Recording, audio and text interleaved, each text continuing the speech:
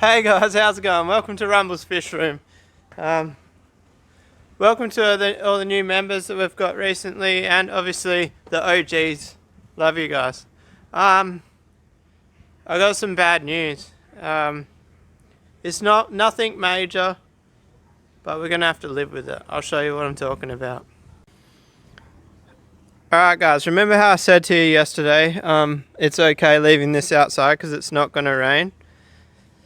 I forgot about that massive fucking gear drive sprinkler that's in the corner over there that sprays this whole yard. And you guys can see there, it's trashed this tank. So it has flaked it off a bit. When I touched it this morning, it was like pretty much all raised, but it's all like dried. It's not great, but the white, I don't know what the white is, but yeah, you can like literally see how the water's going across it. I'm going to set it up as is. You probably won't be able to really see it in the camera, but like the bottom actually looks kind of cool. It's got like the white coming through the blue. I'm just going to leave it like that, guys. It's not a show tank. It's a quick little breeding setup. Once it's in this corner, you won't. Your eye's not going to catch on the shitty blue. Oh, and we've got a leak here, guys. This fitting's leaking. I don't really know why. You guys saw how much third tape I've put on it. So I'm going to quickly fix that fitting. I'm not going to record it. This video today is probably going to be pretty short, guys. I say that, but I'll probably end up doing shit, but I feel like absolute AIDS, so I want to lay down. Guys, the one time I don't set up a hyperlapse or a recording, I just got fucking soaked. Mainly my back, because I ducked and it like literally shot out there. So I I turned the tap off here, and this pump has been off since last night. Like, I turned it on. Oh, no. This morning, sorry. I turned the pump on. It was leaking there, so I turned the pump off. Apparently, that drip wasn't enough to release the pressure. Now, this pump is rated for like 60 PSI. I'm pretty sure I just got at least 40 PSI of that. I got absolutely fucking drenched. And it like shot out like a fucking rocket. I wish I was filming because it would make good footage, you know. Oh well, I'm going to carry on. Alright, so I've absolutely loaded it up with thread tape this time. It was actually that tight that it took me like 5 minutes to even get it off. So like I'd screwed it on that tight that it'd actually start to stuff the what is it, a hex bit, or the bolt bit there. Can you guys see that edge there? That's actually me threading it past where it's meant to go. So I did ream it on there good. But yeah. We'll try again. I don't really know. One thing I was thinking about last night, these poly bits into the PVC, I don't know what PSI they're rated for, because this thing is 10 bar.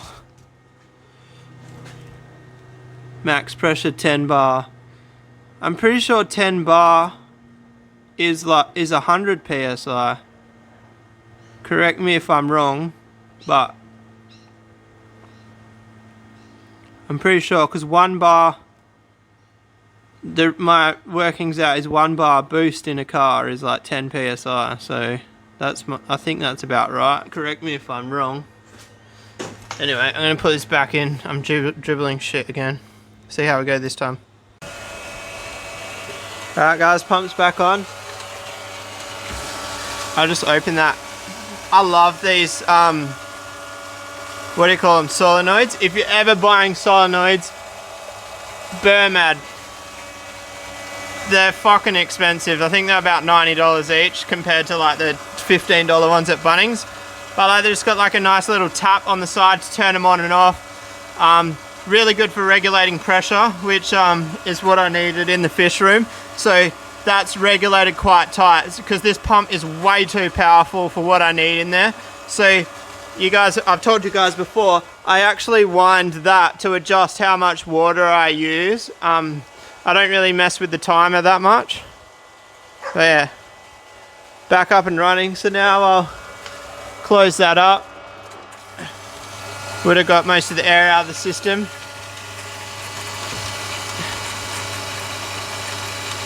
So one thing I'm thinking one thing I've just thought of, which I've never thought of before. This pipe here, that up there, would that be a complete airlock?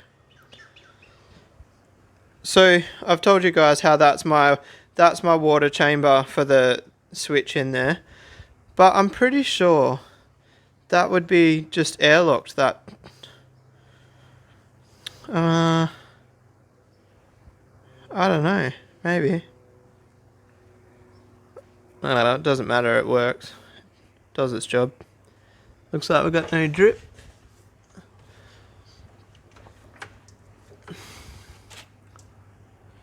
One fitting which I wish I replaced when I got this is this one here. Both my pumps, so that fitting came with the pump. That fitting there and the one on the retic system out the front, I've had dramas with it leaking. So if you ever buy this pump, don't use the fitting that comes with it. I think my main issue here, guys, is just lack of thread tape. Look, I've just loaded that up with thread tape. Maybe the whole time I have never been using enough thread tape. I always thought, because I was using the blue one, not the white one, like this is a thicker thread tape than the white one, and you need to go around like maybe 4 times. But then I just went around 6 to 8 times, and it seems to be working.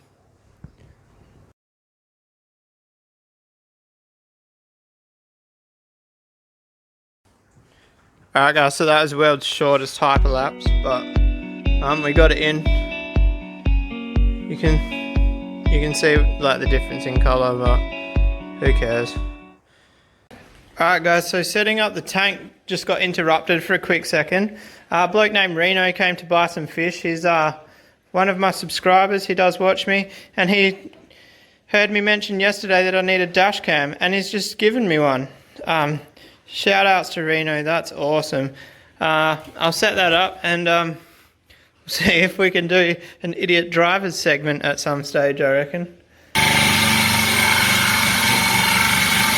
guys, so I'm drilling the tank. I'm actually on a bit of a time crunch. I hope you can hear me. But the tank is currently filling up. I forgot about drilling it. So we're drilling with one hand, watering with one hand.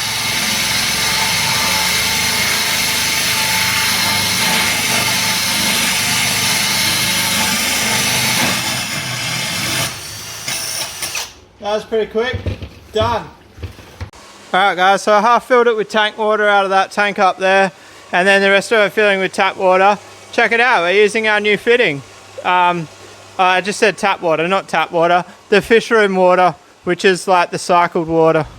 So I'm going to fill this back up tonight and turn the air pump back on, because the air pump up there that runs these air lifts, that's actually not connected at the moment.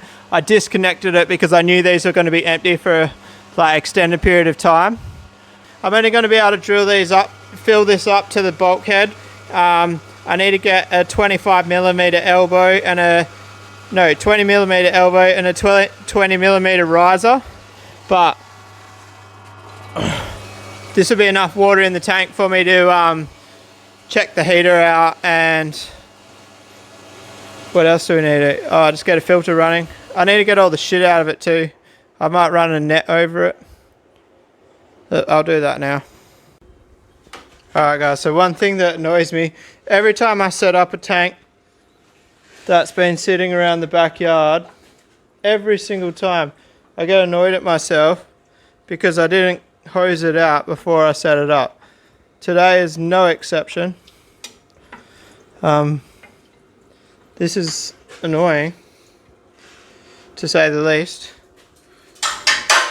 It's full of like tree shit. If I do this again, guys, you gotta tell me off. Next time we set up a tank, clean the tank first. And just quickly, guys, I added some more support on this side. Undercompensated. That's only like 20 by 40. I can't remember what the wood's called. I do know the name of it. And then the other side is overcompensated. That's 90 by 90. It's just what I had around the house.